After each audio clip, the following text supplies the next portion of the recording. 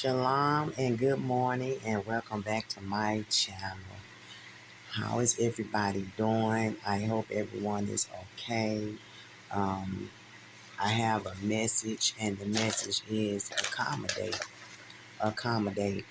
So the Most High placed this on my heart and I'm going to give you the definition of accommodate. And the definition of accommodate is to provide, take in, provide shelter for, make room for, harbor, assist, aid, lend a hand to do someone a service, serve, favor, cater to, satisfy, meet the needs, wants of, or help give a bid to. Okay, so that is the definition of accommodate. All right, so I'm gonna read what I wrote down, and then I'm gonna also read some scriptures. Okay, so um, help someone in need of a place to sleep, to rest if you see or know someone in need, lend a helping hand. Okay, and like say for instance your wife, your husband, your loved one, your soon to be bride or groom, cater to them or cater and also cater to each other. Okay, also provide your ear. Someone needs to talk, listen. You never know what this person thoughts are. You may be um you may be their last chance, their last hope. God could be using you specifically for them, for to help them. So you never know who God may need you to help, and God may send that person to you. Because this happened to me plenty of times in the past. He sent people, you know, just for me to be an ear to listen.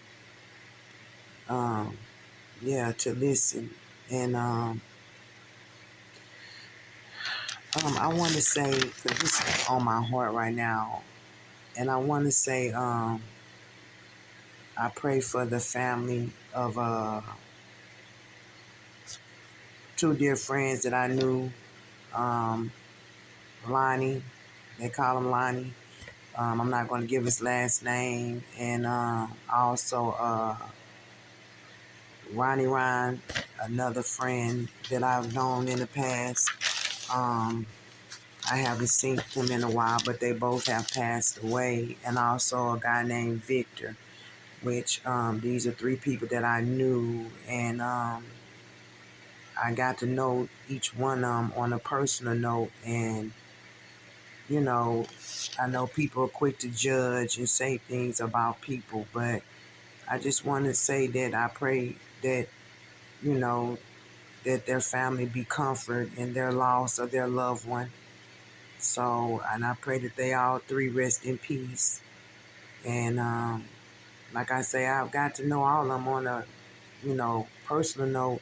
I've had conversations with all three of them one on one, and and I usually try to see the good in people, no matter what they've done, who they are, what they have, what they, what people judge them as, But one thing about me, I try to see the good in people, always, always. I see their good before I see their bad, or I'll try to ignore the bad and just see the good, and sometimes it gets me in trouble for doing that. But okay, back to the word accommodate. Um, Help and take in an animal that's been on your heart, that you know is loving and wants some love back.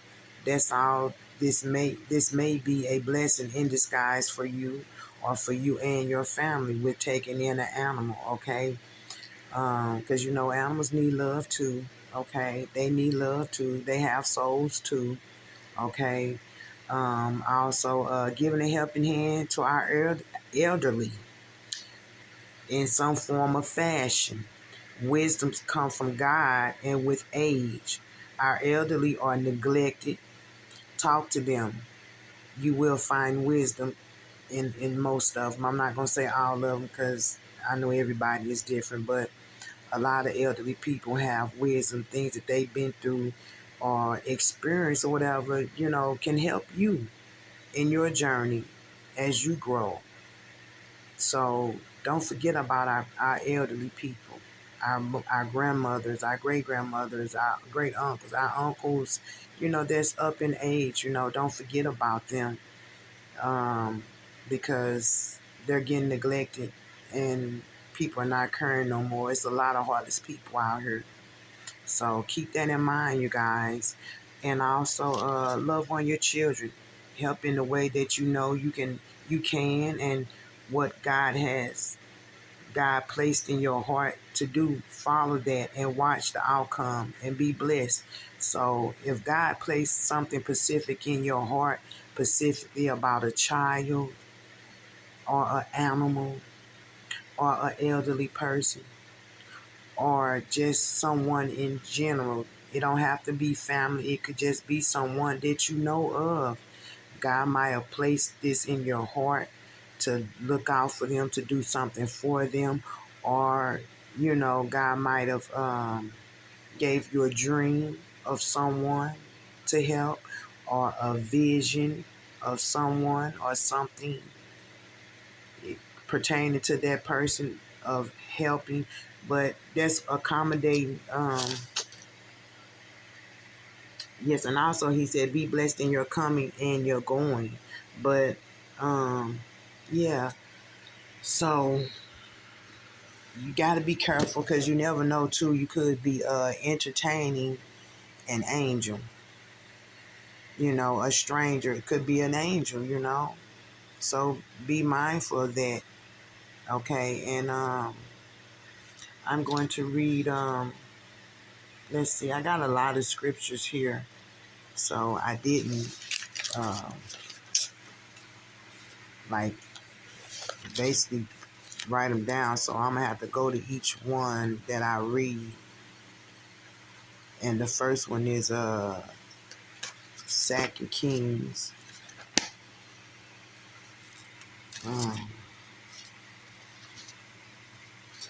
2 Kings 4.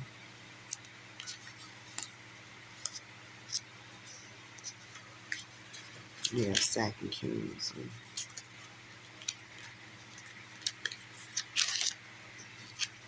I'm trying to bear with me, you guys, because I didn't mark off these scriptures. I just was like, okay, let me just go ahead and go to the video. Go ahead and get this recording on out the way.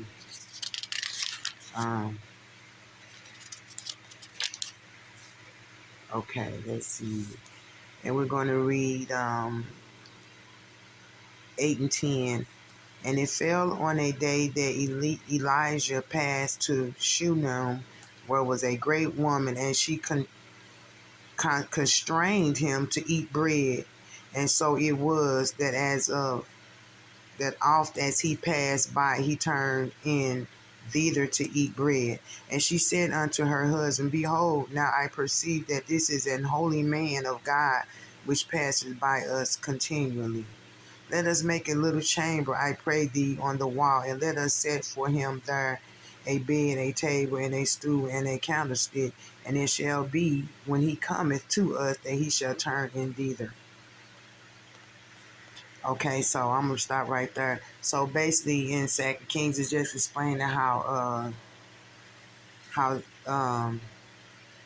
Elijah passed through Shunem, and there was this woman that wanted to accommodate him in his passing and going, because he always went. He let's see where it say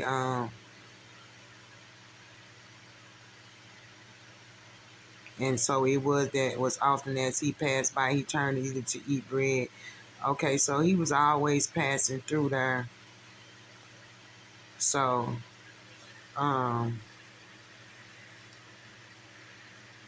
basically what I just said, when God gave me, be blessed in your coming and your going. So he was blessed, God put on this woman's heart to accommodate him, to feed him. And then she wanted to even do more by setting up a bed and a table and a stool and a candle for him. So that's a good example of accommodating, okay? And okay, I'm gonna read Genesis 41. That was 2 Kings 8 through 11. Okay, so now I'm gonna read Genesis 41 and Genesis 41 and 14. Let's see. Genesis 41 and 14. Okay, you guys. Then Pharaoh sent and called Joseph, and they brought him hastily out of the dungeon, and he shaved himself and changed his raiment and came in unto Pharaoh.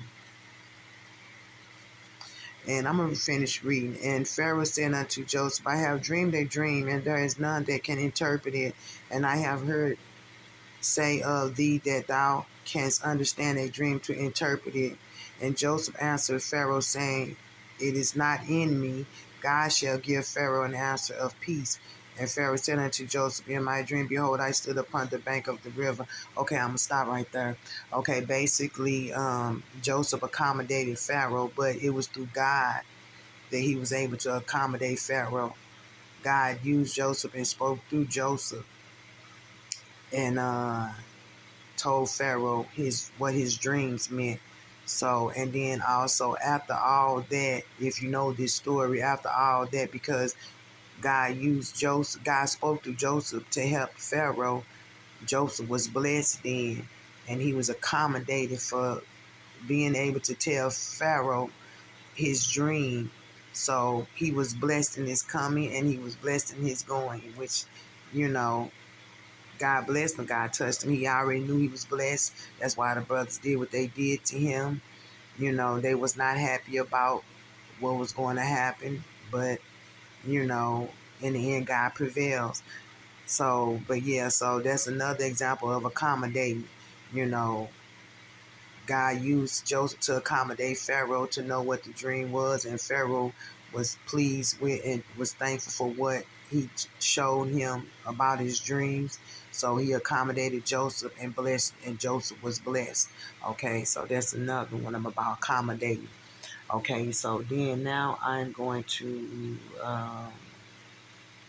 let's look at Luke 14. Let's look at Luke. Let's see. Luke.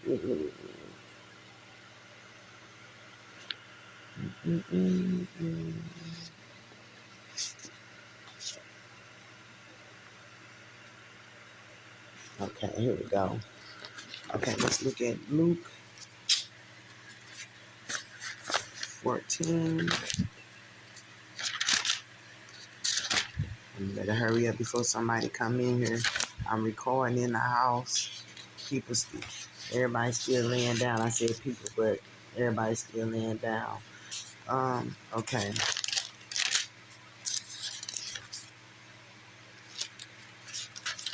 I'm gonna read Luke 14, Luke 14, 12 through 14. Okay. Luke 14, 12 through 14.